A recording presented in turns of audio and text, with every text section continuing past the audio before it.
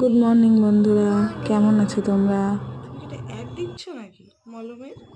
সকালবেলা good morning বলছে সবাইকে, হাতে একটা মলমের প্যাক নিয়ে।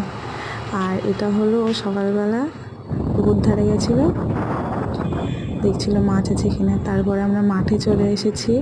মাঠে কালকের দৃশ্যটা খুব সুন্দর ছিল, সকালের দৃশ্যটা। মা ঠাম্মা পটলের ফুল ছোঁয়াতে গেছিলো, আর আমরা আমার ছেলে ঘুরতে গেছিলাম, আর আমার ভাই বোন।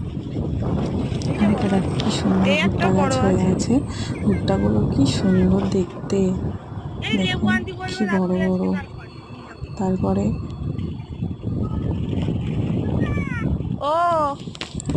তারপরে হলো আমরা ঘুরতে গেলাম।